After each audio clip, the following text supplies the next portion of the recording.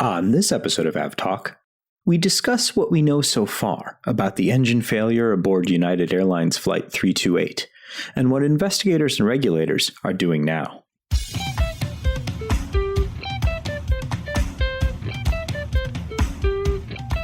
Hello and welcome to episode 105 of AvTalk. I am Ian Petchnick here, as always, with Jason Rabinowitz. And hello, Ian. We've got another jam-packed episode, don't we? Hello, Jason. We do.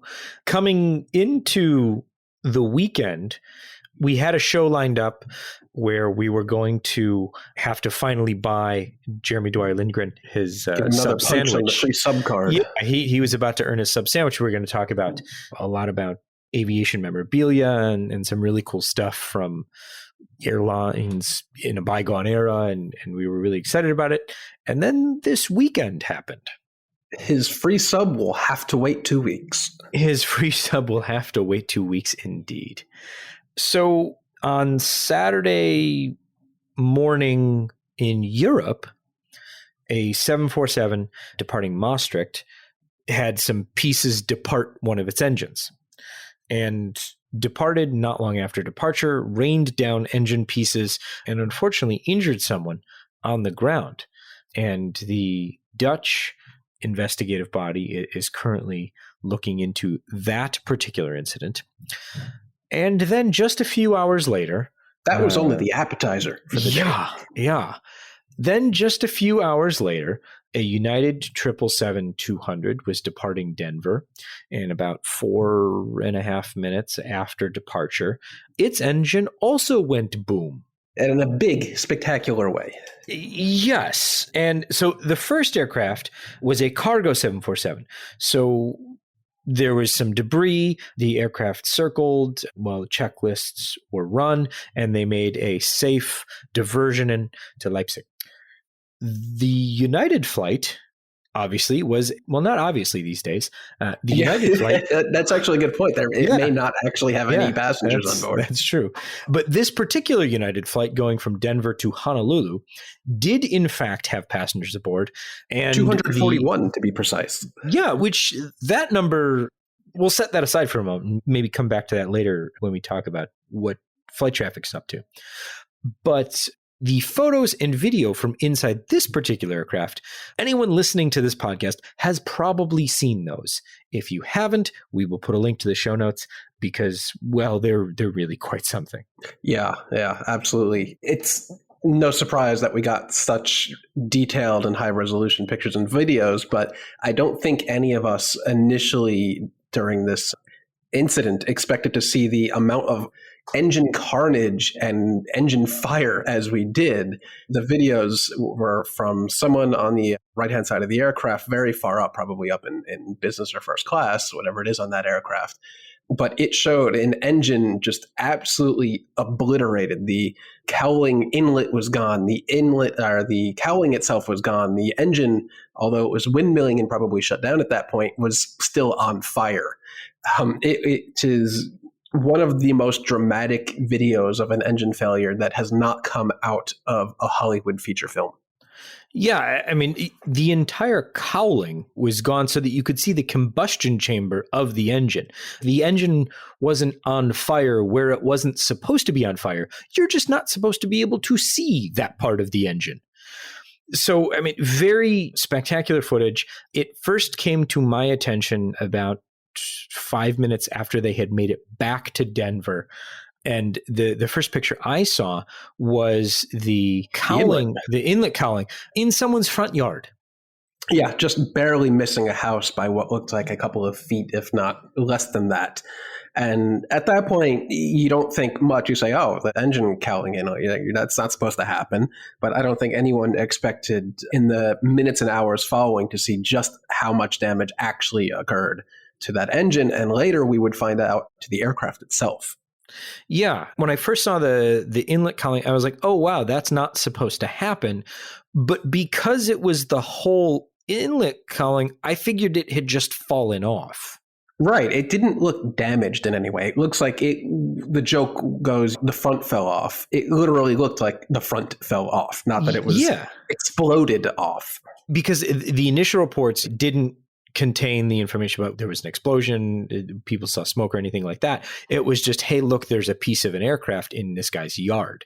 And then the other reports start to filter in. And then the person who posted the video of the combustion chamber still firing was kind of the first indication that, oh, this was a much more serious incident. And then we start to see the damage to the fan blades, as the NTSB has released some photos, and the damage to the fuselage. Although I will note that the NTSB did say, even though the fuselage was damaged, the damage is minor and is kind of all under the wing. So thankfully, it wasn't a situation where there was debris being ejected into the cabin in this particular case. So that's a very good thing. And Jason, we were chatting over the weekend and you asked, was this an uncontained engine failure? And my response was, begin the debate. Well, my response, how could it not be? And I was wrong. It was a contained engine failure. By the strictest definition. By the strictest definition, an uncontained engine failure. And we will point out that this is one of those things where it doesn't matter in the grand scheme of things. This is a very serious incident. And certainly the NTSB is investigating. The FAA has done some investigating and has acted already, but we'll get to that in a moment. But the chairman of the NTSB, Robert Sumwalt, said, we can talk about this, but in the strictest sense of the word, it was a contained engine failure because the fan blades were contained by the engine shroud. So, I mean, just the amount of engineering, setting aside the fact that there may be engineering issues with the fan blades, but the amount of engineering that goes into making sure that if something happens, the damage is contained and limited as much as possible never ceases to amaze me. Yeah. So, I mean, there's backups for backups and backups. And here you have the engine of a 25-year-old 777 pretty much tearing itself apart. And they were able to land just a few minutes later. I'm sure it was an exceptionally overweight landing. The aircraft itself, the fuselage, had holes in it. But there you go. It landed safely and there wasn't a single injury on board, which honestly, in this case, was probably more luck than anything else. We could have very easily had a Southwest-style incident that we had a couple years ago with an uncontained engine failure where pieces of the engine did break one of the windows on board and unfortunately lead to the death of one passenger. That could have easily happened in this circumstance, but I think luck was on everyone's side this time, and that did not occur again. Yeah, the aviation aspect or the aviator aspect of all of this, I think, is one of those things that you really can't overlook. I mean, the engine is engineered to withstand catastrophic damage, and the aircraft is designed so that it can fly on one engine. And you have two pilots working as quickly and as diligently as they can to bring the aircraft back down. And I don't want to overlook the fact that what they did, and we can talk about this is trained for over and over and over again. One of the most common scenarios is, as far as simulator training and things like that. And one of the best things I've read so far about the crew workload and things is on Twitter.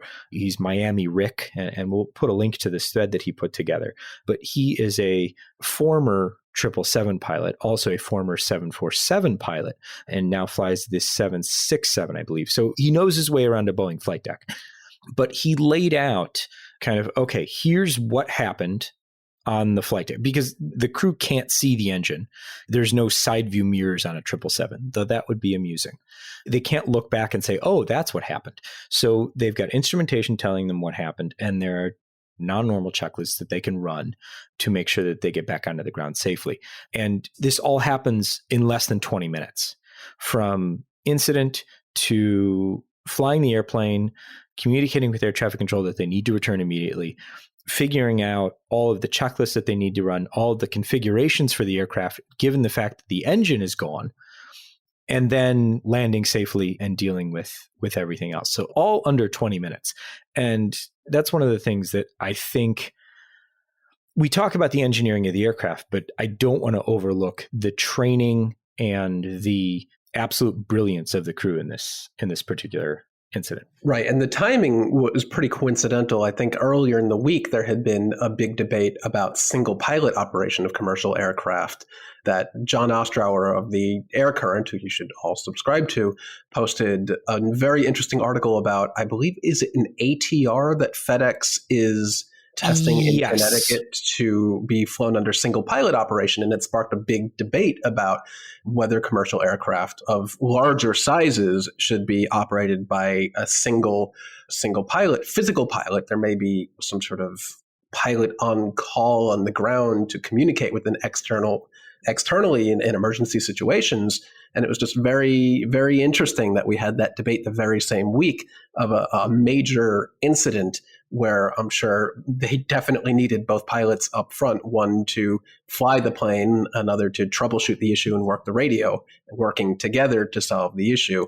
I'm not sure I'd be too comfortable with one person handling that up front. That sounds kind of overwhelming. Yeah, and to, I guess, be fair to the news that broke earlier in the week about what FedEx and Sikorsky are up to, we're not talking about passenger aircraft yet.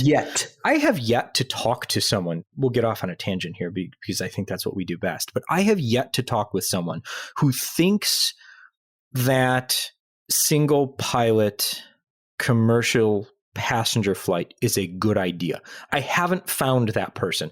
And if you are listening to this podcast and you are that person, please write us, podcast@fr24.com, and explain to me, or at least give me a decent reason why, because no one's been able to articulate that to me.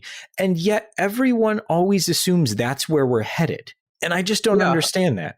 I mean, it's a very strange time in that we have two pilot operation of commercial aircraft, but in the GA space, they have aircraft flying up there now that can navigate, aviate, communicate, and automatically land at the push of a button by a passenger. So it's not like the technology doesn't exist today to do single pilot operation. The technology exists now to do zero pilot operation. But is it safe? Should we be doing it? That's a whole other question. Yeah. And certainly the topic of a forthcoming episode of this very podcast, I think we'll have to sit down with some people who know what they're talking about and have looked into the future and can tell us a bit more about what's going to happen or what they think is going to happen and where companies are going. Because the single pilot research that FedEx and Sikorsky are doing with an ATR 42, which is interesting to me in its own right. That's the beginning of something. And certainly given all of the news about urban air mobility and eVTOL and all of that, we're definitely headed down a path where people are going to be flying in some type of conveyance that doesn't have a pilot eventually. But is that fixed wing aircraft? Is that just small pods basically in an urban environment? Who knows? So getting back to United 328, we've got the initial NTSB report that says there was evidence of metal fatigue on the fan blade. So this is not the first incident of an engine failure of this particular type of engine recently. It's not even the second one. Within the past 3 years, it is the third incident. Jason, we've got United 328 this weekend, and then the other two were?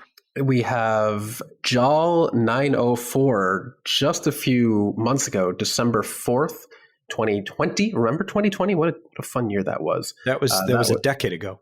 Yeah, a decade ago. That was operating between Okinawa and Tokyo, categorized as a serious incident, 189 passengers on board. Again, another very nicely loaded aircraft for COVID times. And then we go back in time to 2018, February 13th, with the United 1175 SFO to, once again, Honolulu. Also Honolulu, yeah. Sequentially, actually, one aircraft registration number off from this past week's incident, which was Can we talk about that for a moment? Yeah, I'll get into that. So Okay. this past weekend's incident happened to November 772 UA. Obviously, they needed to make up that flight with a different aircraft for the passengers who still wanted to continue on to Hawaii. So United brought out November 773 UA, which you may remember from United 1175 in 2018. That's just weird. I know that it has the actual aircraft has no bearing on the engine. But still. And I'm sure this was just like someone at United going, oh, this is terrible. We need to find an aircraft. Let's just find whatever you can. We've got this one here. It's ready to go. We can put it back into service.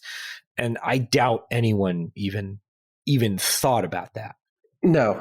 If somebody had made that connection at Denver Airport at the time, somebody maybe would have said, no, not that one. We'll just get another one. But again, there's no connection between the registration of the aircraft and the engine. No. Just interesting trivia, aside from all of this, is that 772 UA, the incident aircraft from this weekend, is line number 5. It's the 5th 777 ever built. I just thought that was interesting that we're reaching back that far in the build order. Yeah. So after the incident, after some minor investigation occurred, and keeping in mind the recent incidents, we have some unusually quick moving action from Boeing and the FAA. Boeing itself on February 22nd, which is, what was that, Sunday, I think? Yes. So this all happened within a day. Within a day, Boeing put out a statement saying that there are 69 in-service aircraft and 69 in service and 59 in storage. 777s powered by the Pratt Whitney 4000-112 engines. This comes after Japan's Civil Aviation Bureau had grounded the aircraft. Boeing itself, just about a day after the incident, called for the grounding of this particular variant of the 777 with this particular engine, which is a stark contrast from the 737 MAX accidents, where they went on for weeks and months going on about how perfectly safe the aircraft was until another one crashed, and then they continued to claim how safe it was. In this case, very immediate action by first some government entities, then the FAA, then Boeing itself calling for a total grounding, probably because this doesn't have that huge of an impact on global flight operations at this point.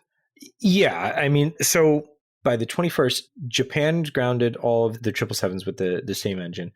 The FAA comes out and says, we're working on an emergency airworthiness directive. And that came out last night. But it says we're working on them. So we're going to ground all the planes. So I think effectively at that point, airlines were saying we're done with this. I think we should step back for a moment and note, you already said it doesn't affect a whole lot of aircraft. 125 aircraft in total. And that includes in-service aircraft and aircraft in storage, and some aircraft that are technically in storage but are never going to fly again, including United Airlines, Japan Airlines, ANA, Asiana, and Jin Air. So basically a US, South Korea, and Japan issue. And so United came out right after the FAA said we're not going to wait for the EAD. We're taking them out. We're done. We'll do what the EAD says, but we're not going to fly them. We're done flying them for now. Boeing comes out and says, yes, we support not flying them until the FAA says what to do. And then it took Pratt & Whitney a while to say something. Yeah, and when they did eventually say something, it wasn't much, but at that point, I don't think they really need to say much other than acknowledge that something is going on. Yeah, so they said they were working with the operators and regulators to support the revised inspection interval of the Pratt & Whitney PW4000 engines that power these particular Boeing 777 aircraft. Then the NTSB released its preliminary investigative update and says that 2 fan blades were fractured. One was fractured near the root, and then another about mid-span. We don't know yet if they both fractured at the same time, which seems unlikely, but who knows? And they didn't say which one fractured first, so I won't conjecture or make any speculation there, but there are 2 fan blades that have been fractured there. And then the UK Civil Aviation Authority banned flights by these. They came in and said, us too. Not that they had any 777s to deal with. There was an off chance that I guess United could send one of these aircraft to the UK, but that doesn't seem very likely. And then so on the 22nd, the NTSB came out with their photos of the engine, and they were quite the close-up. Yeah, you can see right into the cross section of one of the fan blades, which is not something you ever want to see. No. And what's interesting about these fan blades is they're hollow. They're titanium fan blades and they are hollow. And this is a unique design to this particular, the PW4000 112-inch engine. So not something you normally get to see. No. So I guess that's interesting in its own right. We also got to see the NTSB investigators reading out the flight data recorder and the cockpit voice recorder, which I think was pretty cool. That's not something you typically get to see, especially not that quickly. Right. And it was very interesting to see kind of the technology that they use and how that process works, if only it was just through a couple of photos. So then we get to Monday. I earlier said that the incident took place on the 20th. It took place on the 21st, and those were all statements that came out the day of. Then the next day, the NTSB made their statements. Then the 23rd, so 2 days after the incident, the FAA issues its emergency airworthiness directive. And this directive requires thermal acoustic image inspection of all of the first stage low pressure compressor section blades on these specific Pratt Whitney PW4000 series engines before their next flight. So every single blade on every single engine before that engine is put back on an aircraft and flown again needs to be inspected. Pratt Whitney came out and said, you're going to have to send all of those engine blades to us. If we don't include spare engines and just take the number of aircraft in service times 2, that's 2,750 blades. I don't know how long the inspection process lasts. We've reached out to discuss that, but even if it doesn't take that long, that's still a lot of blades to inspect. Yeah, I mean, there's also going to be some amount of delay in just getting all the aircraft somewhere they can be serviced and physically removing all of these fan blades, packaging them up and sending them over to Pratt & Whitney. That alone is probably going to take a matter of weeks. Yeah, and so you've got the physical act of moving the aircraft to where you can remove the fan blades. Then you have the actual removal, packaging, and shipping of the fan blades. Then they have to get in a queue for inspection. So that to me says weeks to months from the outset. Then they all have to be inspected. This is on top of the fact that most of these aircraft are not long for the world anyway. Japan Airlines has already said we're done with the 777-200s by the end of this year. I mean, at this point, do they just say, okay, we're done with these? Yeah, it's going to be different for different airlines. Some of the United aircraft have the newest Polaris product on board, so they're probably not going to want to ditch those. And then there's the case of Jin Air in South Korea, who's a subsidiary of Korean Air. Its entire 777 fleet, of which I think is only 5, are all of these affected aircraft. So that would be effectively removing an entire fleet type from Jin Air's fleet, which is, I don't know if that's something they're prepared to do. Anything goes in COVID era and post-COVID era, but that's a big deal for some airlines, more so than others. Yeah, and thinking about United especially, they've got 24 in service and another 25 in storage. So they've got kind of a buffer that they can use as the inspections come through. And certainly given the fact that we are in a period of lower utilization and there are more idle aircraft, not necessarily enough to cover the immediate grounding of 25, or maybe there are, and United's going to just kind of absorb this without too many issues. But it seems like it's United's problem to solve for the most part, as far as what to do about not the actual engine issue, but what do you do with all of these aircraft? Right. So we'll have to see what the NTSB and the FAA agree upon at some point in the future. But what's noteworthy is that the NTSB's final report of the United accident from 2018, which was pretty damn similar with one sequential registration number off, laid out its probable cause and findings. And I'll read a snippet of that. And basically it was that the fracture of a fan blade due to Pratt Whitney's continued classification of the TAI inspection, which is just what we just mentioned, that those fan blades will have to go out to Pratt Whitney to be inspected.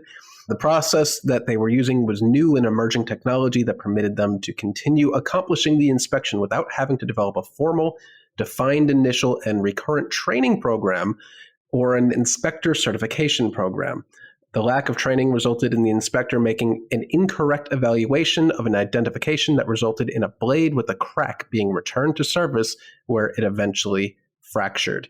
So it's kind of troubling that, to me personally at least, that a very, very similar, if not identical, accident occurred in 2018 where the cause was determined to be the cracked fan blade and then the process about inspecting it. And here we are with extremely similar, if not identical, accidents in 2020 and 2021. Whatever Pratt & Whitney had process change put in place didn't seem to be effective, did it? At that point, no. One hopes that given the NTSB report from 2018, or from the 2018 incident, and the, I'm going to assume, very close scrutiny this time around, that process has been greatly improved. I don't know at this point much about the actual process. I am ignorant of the inspection process. However, one assumes that they will be doing a very, very, very thorough job regardless. Yeah. So that thorough job you think they're going to do, that equals time. So it may actually be quite a bit of time before these aircraft are in the air again. And like you said, some may never fly again. Well, probably one more time, and that would be out to the boneyard to get scrapped. I mean, there's more than a handful that are already there. United's got a good number already in Roswell. There's a couple in Victorville. So not far to go for some of them, should they decide not to take them back up again. Obviously, we're in early days of the investigation, even though it seems fairly straightforward as to what precipitated the incident. The NTSB is surely going to dig into what exactly was the root cause. And we'll learn more about how often this engine was inspected, or when this engine was last inspected, and things like that. So still more to learn, and we will definitely stay tuned, especially to see when some of these aircraft start flying again. Yep. And on that note, I think we should probably take a break. Let us take a break, and we will come back and talk about, well, a lot of other stuff, including a helicopter on Mars. Spoiler alert. We'll be right back.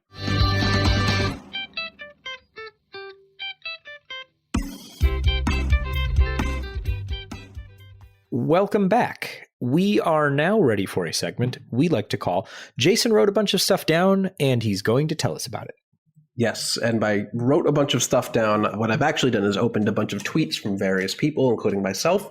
The first couple from Ned Russell from Skift, and it's a little segment I guess we'll just call Fleet Additions and Removals, which is quite interesting for the year 2020 because of, right now I'm just kind of waving my hands around and pointing at various things, but a lot happened. A lot of aircraft were removed from fleets. A lot were actually added to fleets. So in the case of American, they retired 95 mainline aircraft, all of the A330s, all of the 757s, all of the 767s, all of the E190s, and they actually took delivery of 30 aircraft.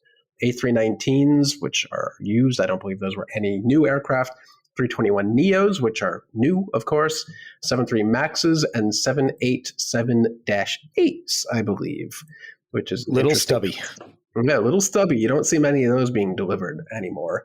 And then there's down in south of the border, Aeromexico removed 6 737-700s and 9 of the 800s, which is actually a quite significant chunk of their fleet, plus its entire Aeromexico Connect fleet of 9 E-170 aircraft. Not saying all of Aeromexico Connect was removed, but the 9 E-170s were. Then we move on to Air France KLM, which had a lot going on. In total, they added and removed a total of negative 33 aircraft. A bulk of that comes from the long-haul fleets of both Air France and KLM, where All 8 747s from KLM's fleet were removed. All 10 of the A380s in Air France's fleet were removed. 3 A350-900s were actually added. 4 A340-300s were removed. And over at the medium haul fleet, 13 E145s were removed. So a lot of aircraft coming and going, mostly going at this point. It's kind of crazy to think about how many entire fleets, or I guess sub-fleets for airlines, were removed last year. Yeah, specifically from the long-haul side, Air France KLM removed a total of 19 long-haul aircraft in total. I guess I'll run down the numbers exactly, but it removed 8 747s, added 1 787-9, 1 787-10, all the A380s. They added 3 A350-900s, and you have 4 A340-300s removed. They have one left. They also removed 2 A330-200s. So 19 long-haul aircraft removed from the Air France KLM fleet. That's a lot of capacity. Is that one still in June livery? That would be amazing. I don't know. The one A340 that's still there. I think it's grounded. It's only on this list because they still own it. So I think until they officially remove it from property, it is on this list. I don't think they're actually operating that lone 340-300. But no, I don't believe it's in June livery. But what if? But what if? What else has come and gone? That's all I got. That's all you got. What about... Okay. We have some new in-service, and we have one airline that completely shut down. I guess you could count that. Air Namibia is no more, quite suddenly shutting down effective February 11th. They say all flight operations will be canceled and aircraft are returning to base, which I assume means they will be returned to their leasing company. If they were leased, I assume they were, but this was not a particularly large airline. They had 10 aircraft at the demise, 4 A319, 2 A330-200s, which I don't believe were all that old and were in somewhat of a nice configuration on the interior. But add that to the glut of available wide bodies aircraft on the market, and also 4 E135s, of which they still had 2 outstanding orders, according to Wikipedia. Not anymore. No. So this week, or rather last week, SCAT became the latest airline and the first in Asia to bring its 737 MAX fleet back into the fold. Not a big fleet, one MAX 8, one MAX 9, or as I guess we're calling them, one 737-8 and one 737-9. But those are back in service as of last week. And so not a huge proportion of the fleet, 10% of their 20 airline fleet, but will be a growing portion of their fleet. Jason, what was the airline that replaced all of their 737s with 737 MAX? It was only like 4 of them. It's escaping me now. Of all of their aircraft? Yeah. For one, you have Cayman Airways, which was planning on doing that, but hadn't gotten to that stage yet. Their aircraft are like 737-400s, which are ancient. I don't recall of any airline that completely went MAX. There was one airline that ordered, I think they had just 4 on order. And now I cannot remember for the life of me which it was. But I bet they're looking forward to getting back in the air as soon as they can. I will look that up later and hopefully remember what that airline is. And then we will put it in the show notes. And before anyone listens to the podcast, they'll say, oh, Ian knows what he's talking about. Not Ian doesn't know what he's talking about and can't remember anything. Yeah, we'll do let me know when you figure out what airline it is. I will. I mean, we could just go through the list of all the aircraft, all the airlines that have it, but I wouldn't recommend it. No, we're not going to do that. You know what we are going to do? We're going to talk about the weather on Mars. Oh, that's unusual. I know, because it's awesome. So this podcast is, I would say, 99.9% devoted to commercial aviation on Earth. But every once in a while, we have to kind of step outside our comfort zone and talk about something else because it is so cool. And the landing on Mars and what they are about to do over the next couple of months is, absolutely think worth mentioning. The landing of a rover on Mars using a rocket-powered sky crane that we got to watch video of. The rover is holding a helicopter that is charging its batteries right now and will fly within the next couple of months on Mars. Yeah, that's cool. So we've seen the sky crane maneuver before with the rover Curiosity a few years ago. So that wasn't new. What was new was actually seeing HD video that was not a rendering or a depiction of what was actually happening. We actually got to see the rover land on Mars, which is pretty cool. But then it's also carrying something new, a little helicopter named Ingenuity. And I only in the last few minutes took the time to actually learn about this thing. And it is this tiny little helicopter, 4 pounds, 1.8 kilograms, that will be eventually, they will identify a helipad for this thing and they'll plop it down. It will charge its 650 watt battery, I believe, via solar panels. And at some point, it will take off on a couple powered flights, which will be the first powered flight, I guess you could say, on another planet if you discount the sky crane. Do we discount the sky crane? I want to discount the sky crane because it didn't start from Mars. Okay, so because it never touched Martian soil, right? It is not a powered flight from Martian land. Okay, I mean, if we want to split Martian hairs. But the way we can tie this back to what we normally talk about, and what is one of the most interesting things to me, is if they're going to fly something on Mars, you should probably be concerned with what's the weather doing. Right. And so you're able to take off into a heavy gust of wind. It'll be a very short flight. It'll be like watching every first-time drone pilot with their like cheap bought on Amazon drone thing go, flying. So let's hope that doesn't happen. But Airbus has a weather sensor that is built into the rover. And so my question was, are we going to see METARs on Mars? And Airbus's answer was basically, well, we're not going to call it that, but yes, we will produce weather reports and then we will fly when the weather is good. So definitely looking forward to that. And I think that's just going to be a whole lot of fun when it finally happens. Yeah, and some more information on this little drone helicopter. It's actually 350 watts of power. It's even less. The total length of the rotors is just about 4 feet or 1.2 meters tip to tip.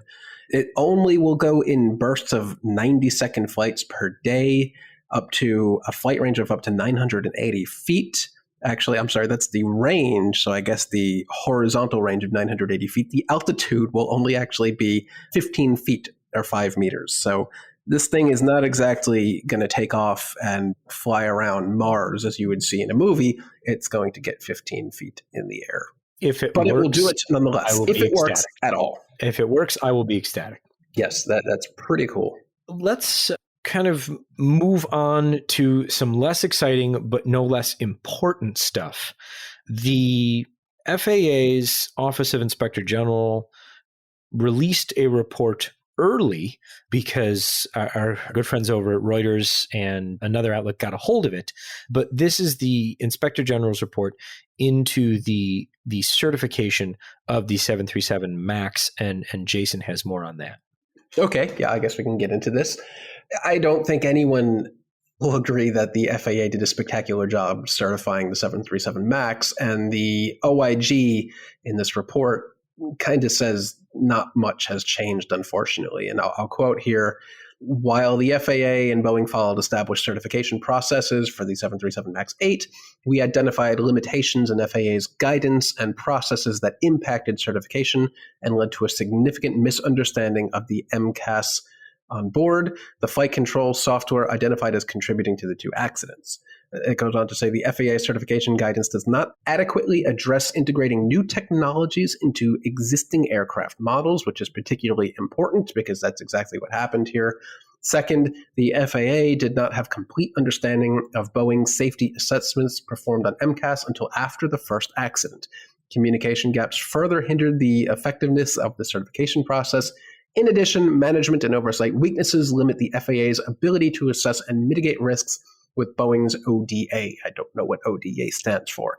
But basically, this is saying that the FAA certification process for bolting new things onto old planes, and Boeing's process for transparency and certification was none of it was good.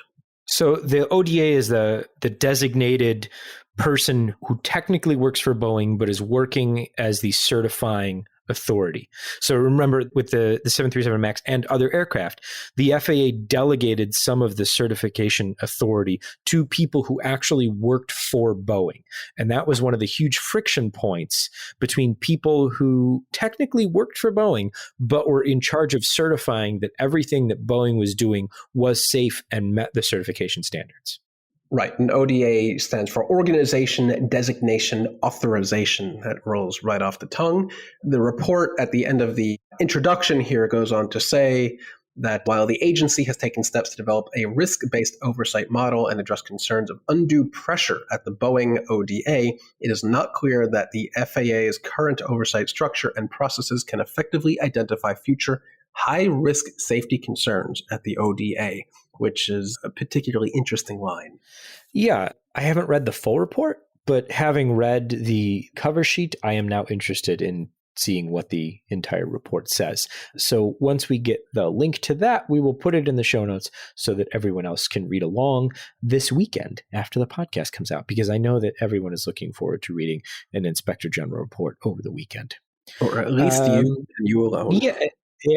At least me and me alone. Let's close out with a few things, some flights of interest. One, KLM is currently taking delivery of its first E195-E2 from Embraer. So that'll be home by the time the podcast comes out. PHNXA is the registration of that particular aircraft. And then Iceland Air is sending a 767 to Antarctica to pick up the final crew change at the Troll Research Station. Longtime listeners may remember Troll as the research station where we installed our first Antarctic receiver. We're now up to 6 at various fields around Antarctica, but Troll was the first one. And so Iceland Air is sending 767 TFISN. It will reach there in the next few days, and then it will depart Antarctica on the 27th.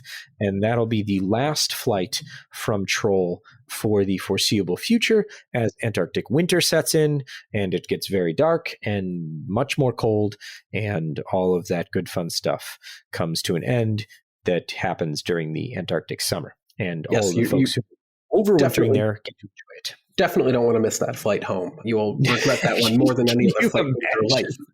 Goodness. So right now that aircraft is actually in flight. It is stopping in Cape Town on the way down to Troll Base. So it's actually making the nonstop Reykjavik to Cape Town. So it's already 5 hours, 18 minutes into the flight and has another 8 hours to go. That's pretty impressive for a 767, but I actually don't assume, I know who's on board. It is not a fully loaded aircraft by any stretch of the imagination. Right.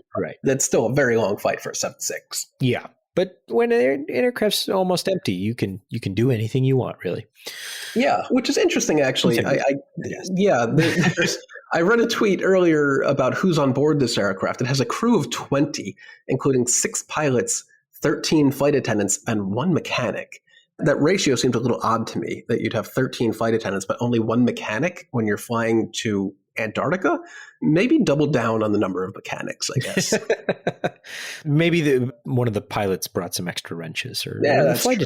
A couple screwdrivers or whatever. It's definitely not a place you want to have a broken airplane. You only need one person who knows what they're doing, because ostensibly they can all pitch in. And having talked to some of the good people at Troll, they do have some very knowledgeable engineers there who are used to working in extremely difficult conditions. So let's hope that none of that is needed. Yeah, 13 flight attendants too. That's an oddly high number, isn't it?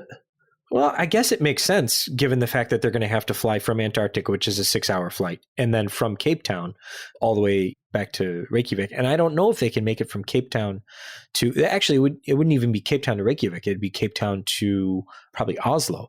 And so I'm not sure if they'll do that nonstop or if they'll stop somewhere else.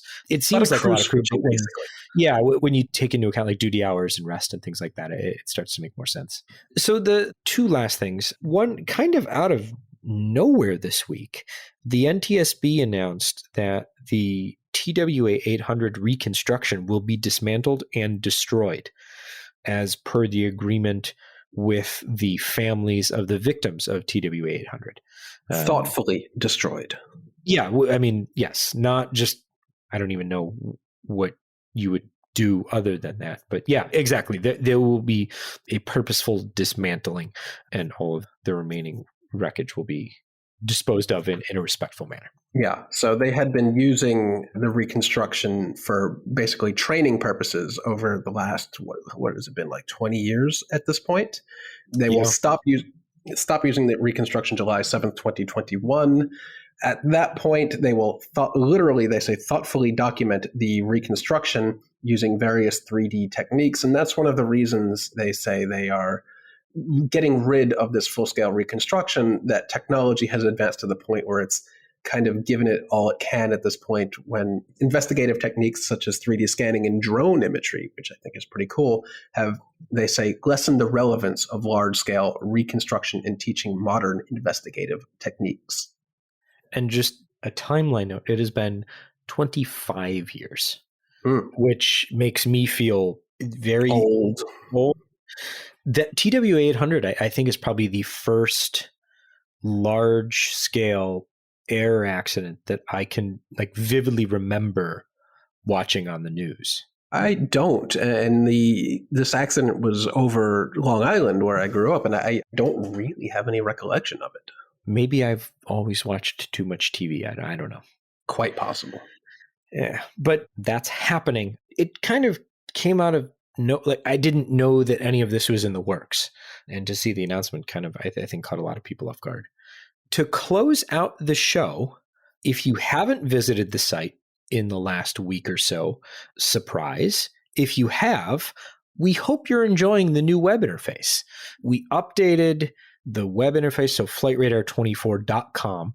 The apps have not changed. In fact, the website now has more of the feel that the apps do. That's by design, to kind of give a consistent feel across all three platforms, because most of the people that use FlightRadar 24 don't just use the web or the apps. They use all three platforms, or at least two of the three. So we wanted to make the look and feel a little bit more consistent. We added a bunch of features, and the big thing here, and I'll put a link in the show notes to kind of the guided tutorial, my colleague Gabe, who walks through all of the changes that we've made. But the important thing here, and the thing that I'm super excited about, is the fact that most of the changes we made to the site you can't even see. They're performance improvements on the back end. They're getting rid of a lot of old code that was preventing development. It was preventing us from doing a lot of the things that we wanted to do. So even though this does include a lot of changes and updates, what it does is it really enables us to move forward with some of the development projects that we've really wanted to do for a while, but have been held back. So we updated filters. You can now do a lot of combined filters. Things are automatically saved, but we're also going to go a step further and add a lot of new filter options and make some additions there, and make it a little bit more customizable and things like that. And that's just one example. There's a lot of other stuff that our team is working on that I'm really excited about and really looking forward to talking about in the near future. So if you haven't done that, go to the website, flightradar24.com, and check out the new stuff and let us know what you think. If you have any feedback, podcast@fr24.com, or drop us a note in the contact us form off the website, and we'd love to hear what you think. I know I've forced Jason to play around with it a lot, and just to make sure that he could break it, and he in fact did a few times. And so we were able to get some of those things fixed. Bound to happen, always does. Yeah, that's what Jason's good for.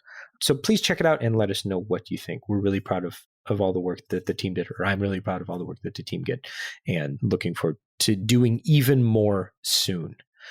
If you like the podcast, please, by all means, leave a review for us. If you don't like the podcast, leave a review and tell us what you would like to see, and we'll try and do that. If you are not subscribed to the podcast, please do so. that certainly helps other people find the podcast, and it's a big boost. And you don't have to find it every week. It just comes right to you. And if nothing else, it's an additional click in order to be lazy for the rest of your days.